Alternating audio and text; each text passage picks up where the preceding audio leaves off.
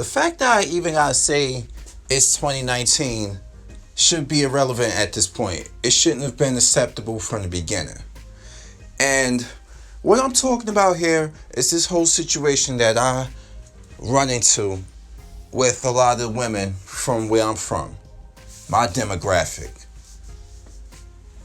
And it's this whole narrative that I could be having a healthy debate with coworkers, female coworkers, black female coworkers, and it's the same thing.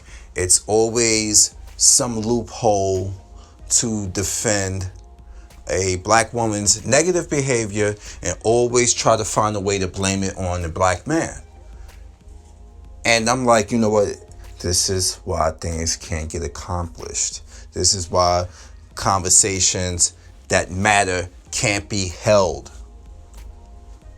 And a lot of people will say to me, well, because there is truth. I'm like, yes, there's truth on both sides. I would never deny that. But don't you find it quite typical and quite strange that every time there's a situation where we see a black female, her most negative behavior on World Star, and life itself, in real life, right in front of us,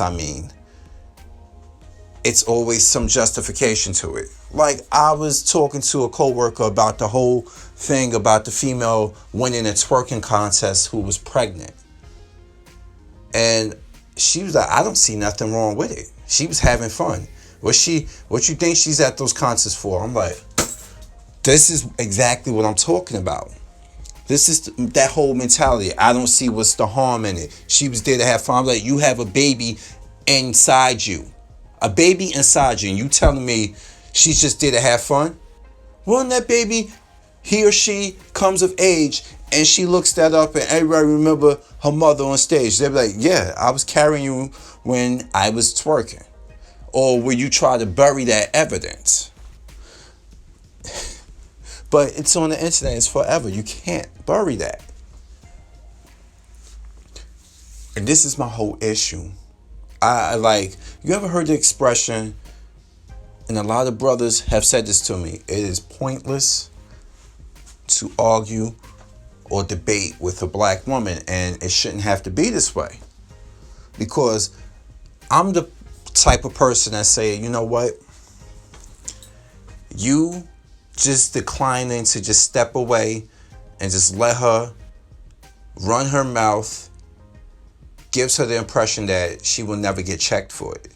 And this is where I say a lot of black females need to step in and start checking other women about their bad behavior and stop living vicariously through every female.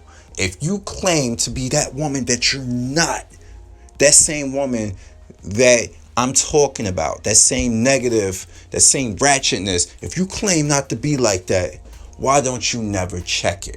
And I've stated this before. It's because women don't see the negativity when it comes to another woman. They see the shared victimhood. They see the potential of what they can get away with. Why would they even check that? Why would they even side with a black man? Because future comes, they can use that same type of rhetoric and behavior and get away with it as well. But nobody sees it like that. Every time there's brothers like me all over the country who bring up points like this, it's always who hurt you. It's always, God, you had a bad experience. God, you hate women, blah, blah, blah. And then they will always try to tell you, why don't you just go elsewhere? I shouldn't have to go elsewhere. I shouldn't have to hop the fence. That makes no sense to me. Because I see women as women. But I can only really harp on who I am most familiar with. I can only really harp on home. I don't know what goes on. I don't really care to know what goes on that much. I have my own issues in my own neighborhood, in my own life, to be that worried about how, well, Well, Becky gets away with it. I don't care about what Becky gets away with. I don't. That's the problem. You live in your life for the Joneses, and you live in your life compared to other races and how they handle women. And I swear, only here, only in Black America, so much shit that does not even see the light of day, sees the light of day. And with the type of media we have, it's going to be broadcasted. All our negative behavior is on display, despite there being that same type of negative behavior all over. Ours are going to be on display. But beyond that, let's bring it back down. Why isn't there a wave of women who check other women when it comes to Black women? I'm tired of it. I'm just so done with it. But you know what? I got my life to live. I do. And why I mention that is because I am not living my life based on waiting for a schedule to present itself to me. And what do I mean by that is, look, I can sit here and I can talk about this and let y'all know, because I want to put my opinion out there. And I want to speak to like-minded people. I don't care where you're from, who you are. This issue is universal. But when I do these videos, I speak on what I know front hand, first hand. Now, I can tell you, if you're going through similar things that I've been going through, hey, let me know in the comment section. That's why I always ask about these videos to anybody who hears this. And if you've been through it, maybe you're older than I am. I just found out that I'm a millennial. I was born in 78, and millennials were born 77 to 90, early 90s. So I'm like, wow, I thought I was Generation X all this time. I missed it by a year. Go figure.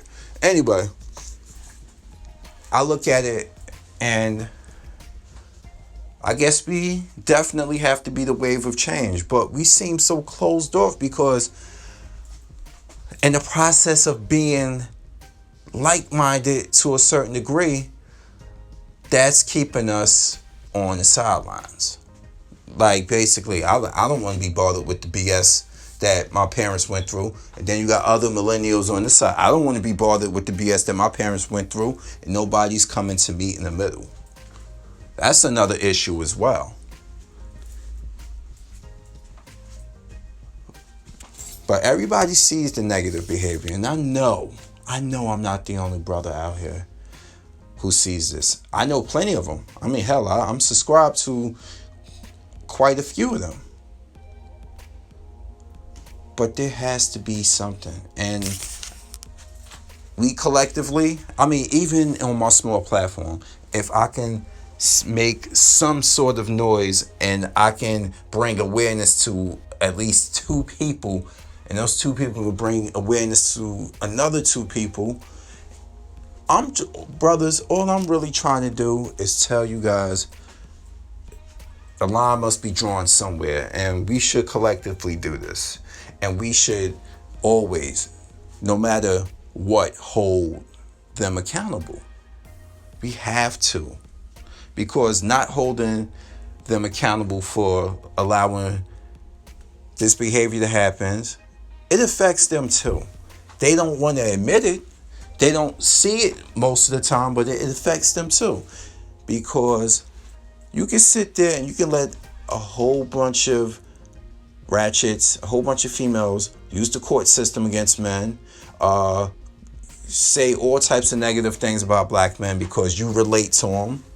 And then that by hand shows that female's dysfunction. That shows that she too, even though she claims not to be like these women that I'm describing, she is like that. She just think because she either got a decent paying job, she got a degree, she got that, in this, that, blah, blah, blah, blah, blah, that she's exempt, that she's above that. The only thing that puts you different from a lot of these females is your tax bracket. That's the only thing. But yes, there are educated women, there are suburban black women who make the same damn poor choices in men that these hood females make. And let me be clear, just because you are from a hood doesn't mean you're hood. But as long as you are amongst it, people are going to consider you such. So I know I was born and raised here where I'm from. Greenville section, the hood. But I'm not no street. I don't peruse the streets. You can be educated. You can know how to navigate your way through them, but you don't dwell on them. I'm not a street dweller, but I am from the hood. And a lot of these females who are from the hood relate to the hood females and don't check the hood females. They bring a lot of that dysfunction to work.